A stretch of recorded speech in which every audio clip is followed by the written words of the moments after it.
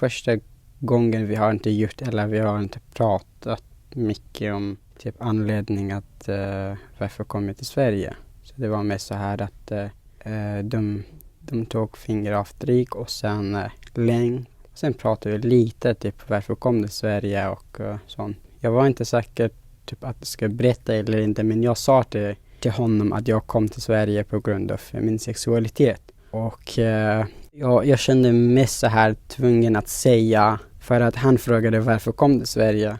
Så jag hade ingen annat att säga liksom. Jag sa den som det var. Och det var jättejobbigt att säga, för att jag kände inte honom och jag kände inte svenska samhället, och sen jag var inte så redo heller att berätta allting på en gång. Jag behövde så här tid att lära känna allting eller människor som finns runt omkring mig. Den som var inte riktigt bra, det var att när jag träffade den där kvinnan som gjorde intervju med mig, och hon frågade om jag gillar någon kille här i Sverige. Då sa jag nej. Det var en del att jag ville inte berätta sån här, du vet, privat. Jag kände mig att det är privat, jag ska inte berätta den. Om vi frågar typ nu från en person att du gillar den här killen, för en tjej att du gillar den här killen, så hon kommer inte säga direkt att okej, men ja, det gör jag. Så det är alltid som den första gången ingen berättar den, och sen efter andra eller tredje så då kommer säga lite mer. Men det här som jag sa, typ, det var ett exempel från heterosexuella personer. Men för de som är i andra sexualitet så det är mycket svårare att berätta och säga att ja, men jag gillar den här killen som var i Sanne eller som är i min klass eller i skolan. Och hon trodde att det är jättekonstigt att jag tyckte inte om någon kille i stan eller i tågstationen eller i skolan. Så efter det kändes för mig att det kändes jättedåligt faktiskt. Det som jag tyckte att det var dåligt, att de tänkte okej, men de är gayer, de gillar alla killar, och så får de se en kille så det är kört typ. Så det är det som jag har fattat från den här frågan. Och sen det var en annan fråga att de frågade, vill du leva öppet i Sverige och säga att jag är gay, jag gillar killar. Och sen för alla, alltså jag frågade typ, vad menar du öppet liv? Så hon sa, du ska säga till alla att du är gay. Och jag sa, nej, inte riktigt. Så jag sa precis den som jag kände. Den som jag säger eller gör här. Så det kommer inte vara bara i Sverige. Alltså det kommer sprida i andra länder också. Det tänkte jag inte säga att jag vill leva öppet. Och Migrationsverket trodde, okej, men om du vill inte leva öppet här i Sverige, det kan du göra samma sak i ditt land. Jag kände att de tänker inte den mänskliga faktorn, typ att jag är också en människa.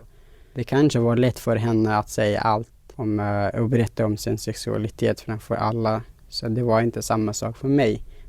Alltså de skrev många anledningar. Men om jag ska säga om jag ska sammanfatta den, att de trodde inte på mig. Och de skrev att jag kunde inte beskriva mina känslor och jag kunde inte svara deras frågor så tydligt som möjligt. Och det var inte konstigt att jag kunde inte det, för jag var rädd faktiskt. Jag kände inte trygg i det här rummet med 4 personer. Om jag ska säga om Migrationsverket, så det var allt dåligt faktiskt. Jag har inte träffat dem heller till många gånger. Men varje gång när jag fick så här besked, så det var dåligt.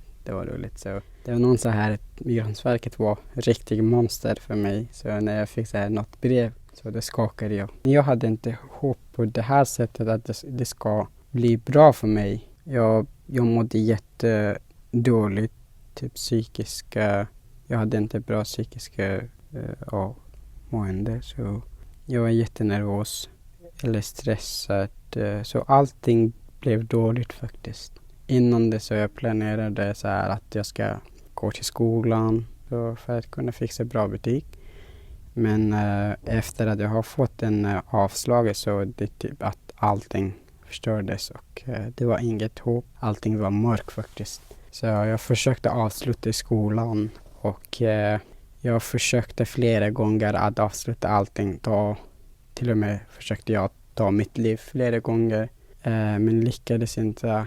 Det var på grund av att jag kanske var lite feg och kanske hade så här bra kompisar och vänner som var på plats i rätt tid och kunde hjälpa mig. Vissa av dem ringde och sen hjälpte mig med samtal och vissa av dem typ träffade mig direkt. Så jag är glad att jag hade dem. Någon som ringer och frågar eller kommer och kollar att du lever. Jag visste inte liksom hur kan man överklaga eller om det finns möjlighet att få den chansen igen. Jag visste ingenting faktiskt. Det enda sak som jag kom fram att men jag orkar inte för att jag hade gjort jättemycket. Så det var inte bara en dag eller 2 dagar, men det var 2 år som jag väntade. Ja, och sen skedde en så här mirakel att jag har fått en nya chansen. Den gjorde intervju med Migrationsverket. Sen fick jag uppehållstillstånd på samma dag, vilket var väldigt skönt faktiskt. Det var exakt innan jul. De ställde så här många frågor och jag svarade dem. Sen hade vi paus och efter paus hade hon några frågor till. Sen efter den så vet du vad har vi tagit för beslut? Jag var liksom, va? Har ni tagit beslut? Så ja det gjorde vi. Och sen sa hon, men vi har tagit beslut att vi ska ge dig uppehållstillstånd, tillfällig uppehållstillstånd för 3 år. Den skillnaden som jag kände att jag var mycket redo. Jag var förberedd. Jag kände mig tryggare i den nya prövningen. Så jag hade den där energin att ska stå upp för mig själv och kunna förklara den. Så när de ställer frågor liksom hur kände du eller om mina känslor, om mitt liv, så jag har rätt att berätta allting som jag känner att det är viktigt. Jag ska inte tänka att men det kanske inte är viktigt för dem, för det spelar ingen roll för det är inte deras liv. Och sen en del att jag kände mig typ att men jag har tid. Jag har de 3 år så jag kan leva här. Jag får bo här och sen just nu börjar jag tänka men hur blir det efter 3 år? För att nu har det gått typ 1 år. Jag har bara 2 år till.